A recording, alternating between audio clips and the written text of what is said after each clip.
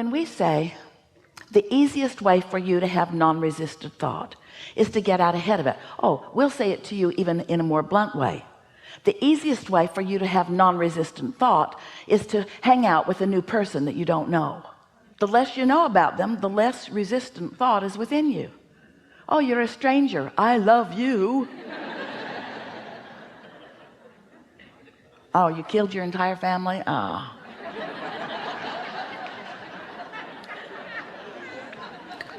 We're just playing with you a little bit here, but we want you to just for a moment try to feel the power of this non-resistant thought. So we've been saying recently, what you want to do is get out ahead of it. You want to get out ahead of your thoughts, and people want to get out ahead of it, they just don't know what that means.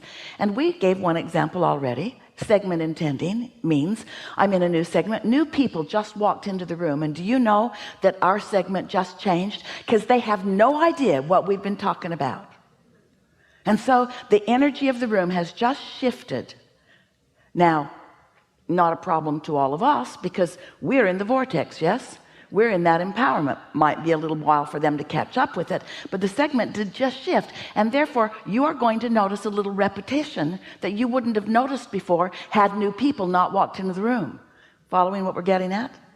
Getting out ahead of it. Don't want confusion on the part of those that haven't been here. So when you get into your automobile, it's a new segment. When a new person joins you at the dinner table, a new segment begins. And if you will take just a moment, we're talking about a few seconds to acknowledge new segment and what I intend is. Because if you get out ahead of it, what I intend is to have fun. If you're out ahead of it, even though somebody who joined your dinner table who was in a bad mood and wasn't planning on having any fun, if you got out ahead of it with your intent to have fun, you're more likely to have fun even though he isn't. This is powerful stuff, because we love you so much, you are knee-jerkers. You have knee-jerk reactions to life, and that holds you in mundane creation. It holds you in less powerful creation.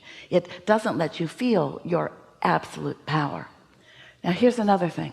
We're going to stay with you for a little while on this conversation until we can feel that you're grasping it, because this process, you've heard the words before, daydream. Do you remember when you were kids?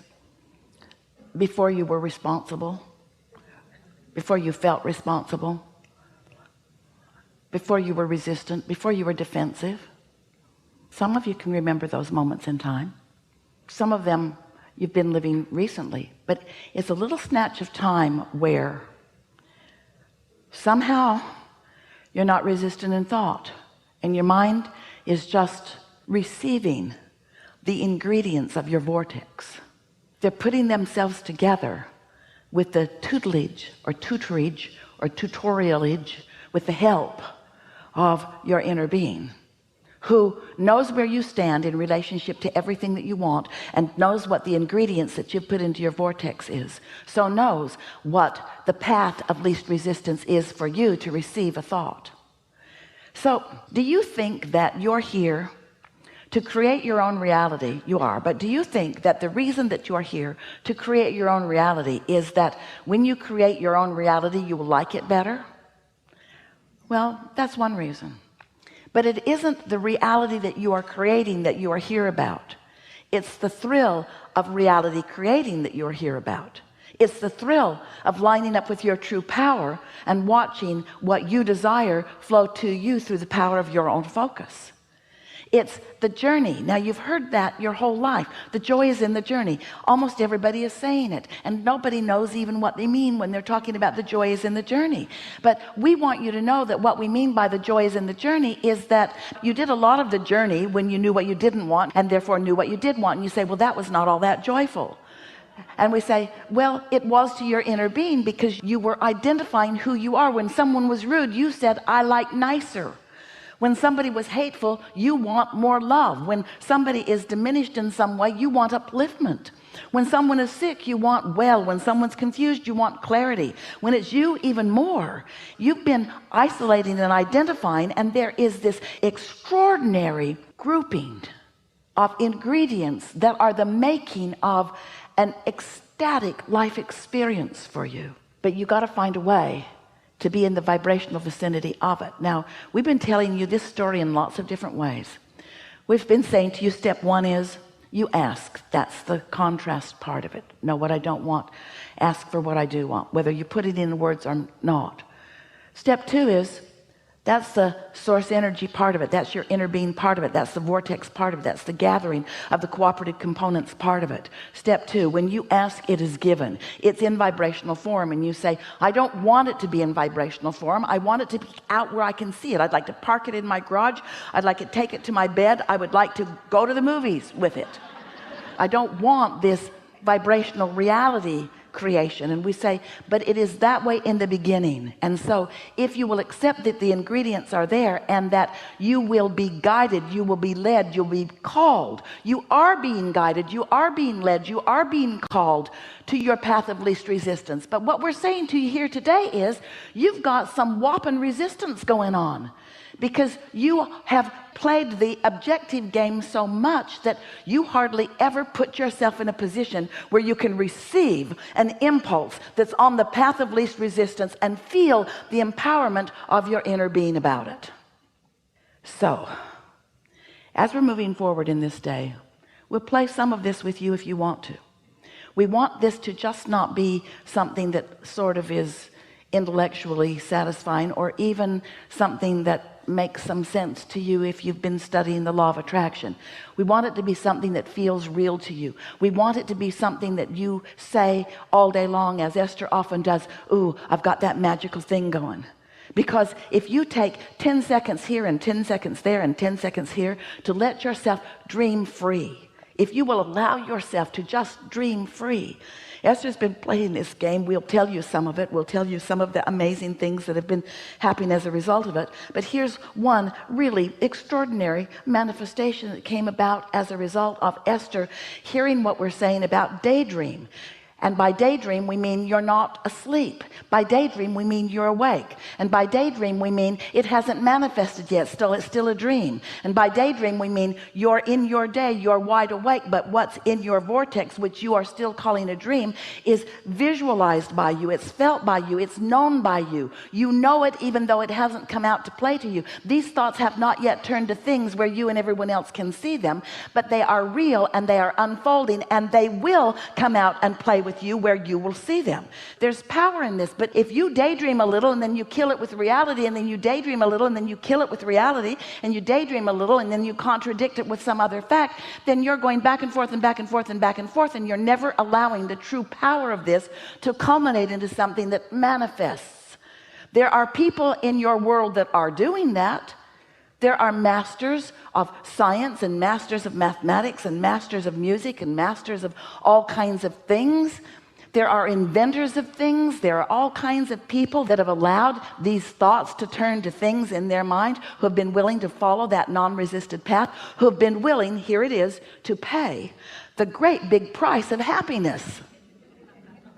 We know we're being sarcastic. It's a lot to ask of you to want to feel good enough that you will isolate some thoughts and allow yourself to be that dreamer. So here we're just going to tell you one of the things that happened to Esther.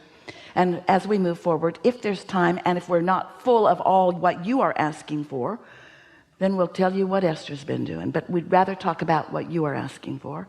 But there's so much good stuff going on. So Esther said, Abraham, what do you mean by a daydream? And we said, it's a thought that just occurs to you, and when it does, it's so delicious you don't want to take your attention from it. And when you allow yourself to just softly receive it, this is not a thought you think, this is a thought you receive. This is not you making something happen. This is not you setting goals. This is you receiving clues and ideas and impulses about the goals you've already set. This is about having masters of the universe focusing to you, and you being in a place of receiving the thought and it being pleasant while you receive it, and not too long after, you knowing that that was a piece, and that was a piece, and that was a piece, and that was a piece, and oh wow, look at this. So Esther went to Nashville for the first time to visit some friends. She bought a Jeep, drove it home. It was so fun. And while she was there they went to dinner, and on their way to dinner they saw a building, and her friend said, our friend has been in this building for many years. She's sort of like the heart of the community, but she and her husband are moving out of town now, and so she's selling everything in the building. Want to go in? Esther said yes. So she went in, and there were all kinds of beautiful things. There were crystals for sale and jewelry for sale and artwork of all fashion and all kinds of really beautiful things. And Esther got fixated on, her friend pointed it out to her, and then Esther couldn't take her eyes off of it. It's a painting. A man from Vietnam painted it. The colors are soft and lovely, but it is a painting of a lake, most beautiful soft colors. It's oil, but it's so soft it looks like pastels. And in the sky are two owls. Esther likes owls. And in the lake is a bed, just sitting on the water, with a red bedspread and a woman sitting on it. Sitting. And Esther said, she's got to be daydreaming. Nothing else makes sense.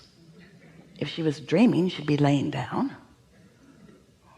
What's that bed doing on the lake anyway?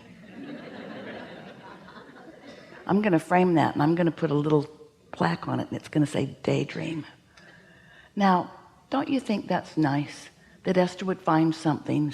Maybe it's not ringing your bells, but it rang her bells. It rang her bells. What else could this possibly be?